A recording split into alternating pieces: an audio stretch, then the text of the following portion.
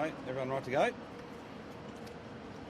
Well, firstly, it's great to be back after a lengthy absence, one that was required in terms of a very serious injury. And I want to thank Cath and the kids. I want to thank all my medical team. I want to thank every Victorian who sent me cards and notes and best wishes.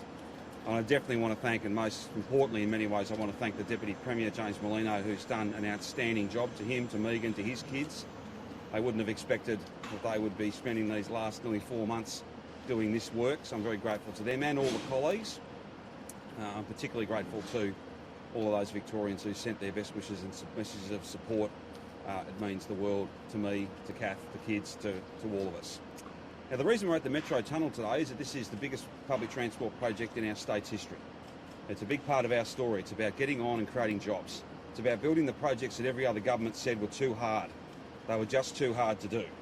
Well, we are getting on with this, and it speaks directly to the fact that we can play a big part in setting up our city and state for the future, but also we can play a big part as a government in underpinning demand, creating jobs, helping with COVID recovery, but also making sure that we're stronger after the COVID event is over. This project, 5 underground stations, 9 kilometres of twin tunnels. The tunnelling is now complete. Those TBMs are coming out. Things that we were told by many, you'll never get that done, that'll never ever happen, that's all talk. Well, yes, it did sit on the shelf for a long time, but now it's a practical reality. And this week we mark 30 million hours worth of work on this important project, 30 million hours of work.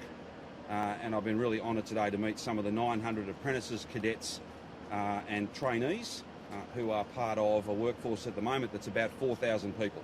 So those 900 people, many of whom are young, many of whom, in many ways all of whom, will take and carry with them the skills and the practical experience from this job to every other job they work on.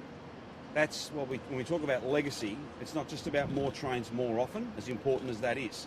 It's not just about a public transport system where you don't need a timetable, where you just turn up and go.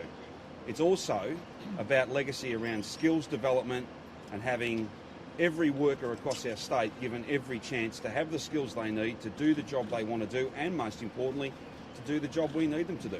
This is not the only big infrastructure project. There are many more. In fact, there's never been more.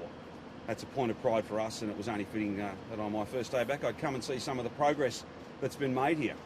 To think that they have broken through at all those different juncture points, they now move in earnest to building those 5 underground stations and all the other services and all the other elements of that. Every one of the workers on this project should be very, very proud. With that, rather than me giving you a big long speech, perhaps we'll throw it over to questions on any and all matters. Premier, why didn't you put out a statement earlier to put an end to all the rumours about what happened? Well, John, look, I don't know that you can put an end to some of these vile stories. You know, people who make up their own facts, you're best not really to get into an argument with them. Very difficult to win those arguments. People know me, they know my work, they know my background. They know that I love my family and I love my state. And I have spent 4 months doing rehab, not getting fit to get out, but getting fit and healthy to get back to work for the people of Victoria. That's what I'm doing, and that's what I'll do for as long as the people of Victoria want me to do that important work. In terms of some of this other stuff, you know, never get into an argument with a fool. That never works. And don't get into a debate with people who make up their own facts. That doesn't work either. I think some of the communications we had yesterday, together with statements from Victoria Police, statements from Ambulance Victoria, and, you know, my character, who I am, what I'm about, what I've demonstrated to the people of this great state, the values I have, I would have thought that put beyond any doubt what occurred. It was a very nasty incident. I am deeply grateful to my family, deeply grateful to AMBOs and doctors and nurses, to physiotherapists, to everybody in the team who have provided me with the very best of care, and also to those people who've sent me the very best wishes. It's touching.